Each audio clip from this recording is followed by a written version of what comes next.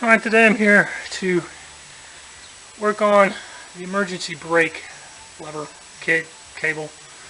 So what's in the car is extremely old. I'm pretty sure I never changed them. So what's in there is from 1973. And you know, over the years, these cables, when you yank on them and pull them and let them sit for 20 something years, they stretch. So the ones that are in the car are too stretched. So what I've got is, see if I can show you all this good stuff here. Back off a little bit. A brand new cable. Got this from Top Line Parts. They specialize in super beetles. And they actually didn't charge me an arm and a leg to ship that here. So I got two of those. I got a couple other super beetle special pieces that are going to go up there on the struts in the front end. But I thought I'd show you what I believe is the original drum. That's the original drum on a car. I don't think I ever replaced these things. Being rear drum, they don't take a lot of the stress of the braking. So that drum's still pretty decent. It's covered in rust and stuff. It's pretty solid. But you get in there, and what we've got right here is right there, the end of the emergency brake cable. So that guy's got to pop off there. Then you got to, somehow or another, the end of the piece has got to pop out there. That would be this piece here. So I got to beat on that probably a little bit in order to get that out. This piece looks pretty loose. That's going to pop out no problem. See, my pads appear to be extremely worn. At least that one is. Super worn. There's like nothing left over here as far as the liner goes. Jeez, you know, I'm doing this, I should probably get some pads. Jeez, what a mess. Okay, we got the cable out. Okay, there's the wheel end, there's the lever end, and you can tell, look at that. That cable is pretty friggin' well shot right up there. Right where it goes into the tunnel. Got a little bit of a kink back here, this isn't too bad though. Overall, it wasn't too terribly hard to yank out of here.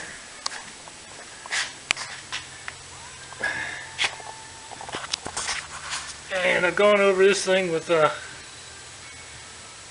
nylon brush, and it's all pretty friggin' clean in there, so I'm not going to do anything else with this.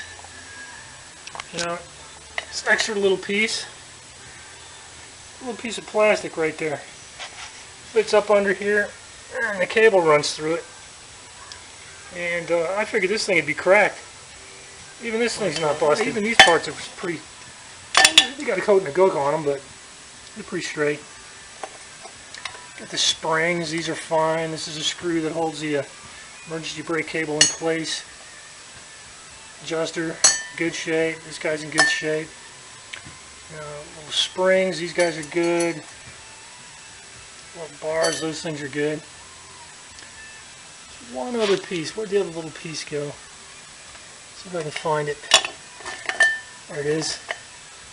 The bracket. This guy's solid. Came undone, no problem. Here's the bolt that thing fits with. So all I got to do now is get some brake pads. And believe it or not, I think I can actually get those at my local Advanced Auto Parts. Okay, I got a fresh day going here. Got my brand new emergency brake cable running through right there. I went to my local Advanced Auto Parts store. And they had some rubber brake shoes. Out here in Lawrence, Kansas, you know, we don't have too many Volkswagens, so I was really surprised to find these things not just in town, but at my closest store as well. But pretty much every place else within the next 20 or 30 miles, they're out of stock, so I got real lucky finding those guys in town. Okay, here's something they're not going to tell you. Turns out this thing is like a two-person job. So you can see right there, that's the tip of the throttle cable. Sorry, not the throttle cable, but the emergency brake cable. And the way it comes out of the tube, it basically points straight to the front of the car. So as you push it in from the back, where you have to be as a single person, it simply goes forward and doesn't pop out of the hole. So, let me get some light back on this. What I've done, let's see if I can show it here. I stuck a screwdriver in there. Oh, I got too much stuff in the way here. Hard to do this. Right, there's my cable. There's a screwdriver. I wedged the screwdriver in place. I've got it sitting on top of a piece of paper right there. Piece of cardboard. So that the screwdriver will catch the end of the cable. And as I feed it in from the back, the cable will slide up and out of the hole. So, isn't that a pain? Oh, small problem. Just popping this piece off right here.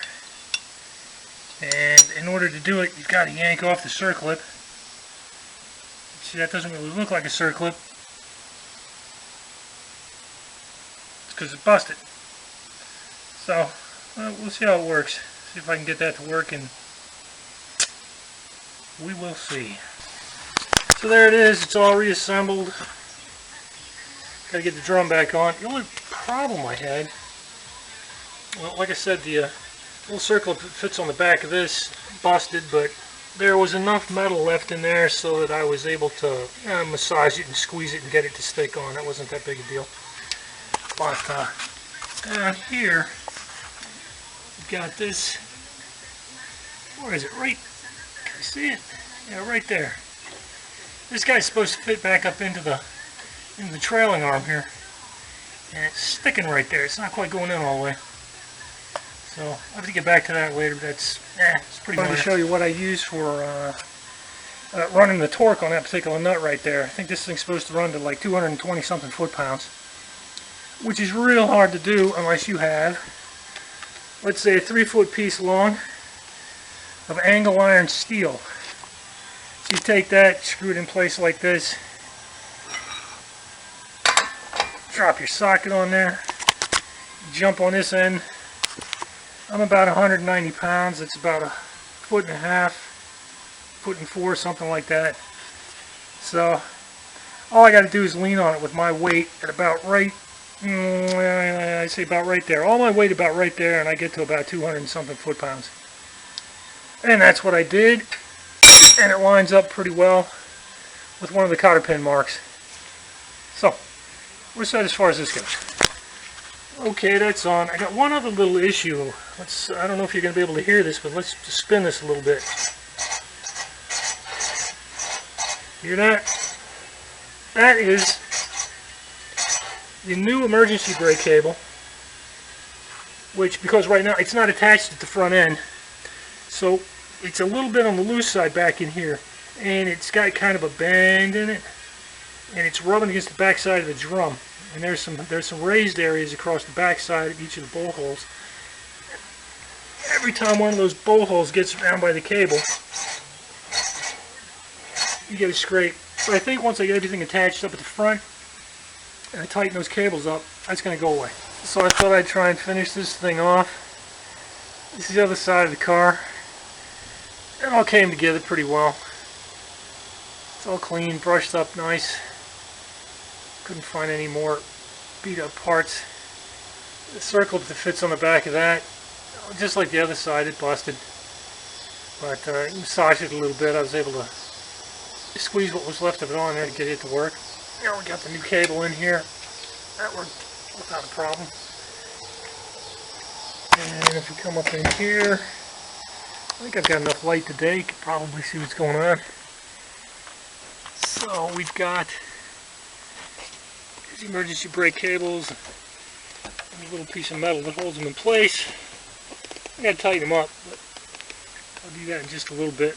There's an extra screw that you can put on the tops of these. They're sitting down there on the floor of the car.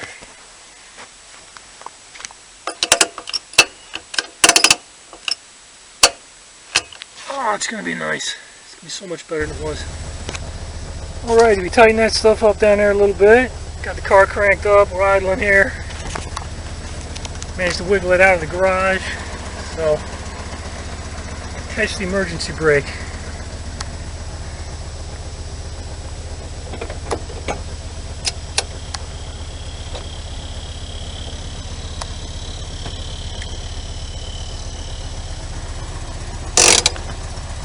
Oh, that is solid, man.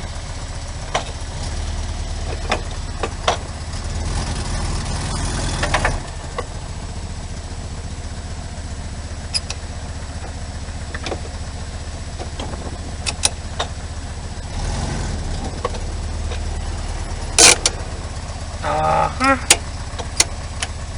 Yeah. I think I got to tighten that one up a little bit more. Looks like that one's a little bit out of adjustment. And this is definitely too high. Need to get that tightened down a little bit more.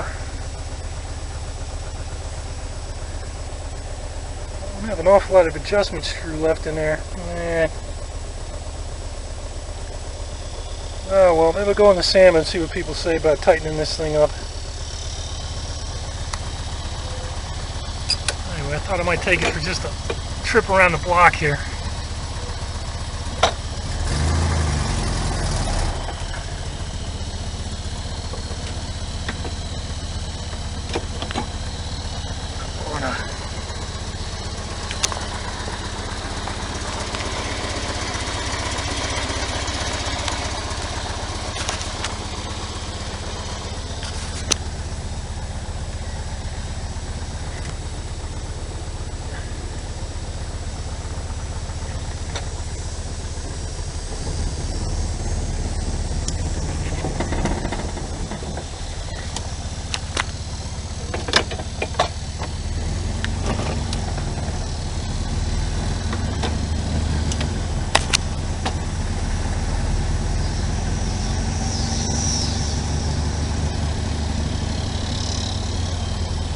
Work the brakes a little bit. So when I go to adjust them, everything is settled in.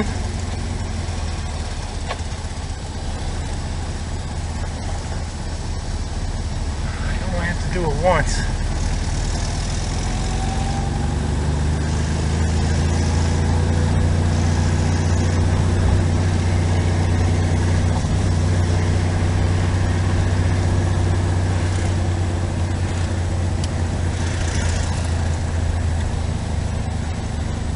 You know, Super Beetles are remarkably light in the front end. They're really not, without power steering, they're really not that hard to turn.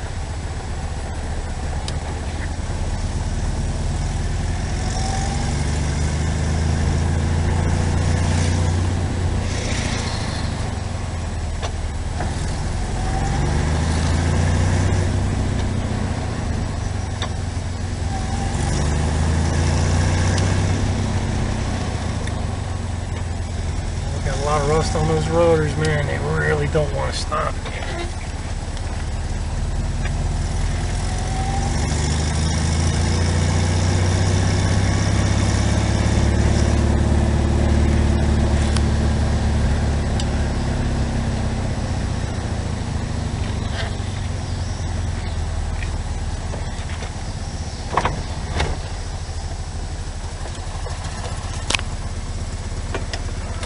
Last time we did this, it freaking cut off when I got into the driveway. Alright, more later.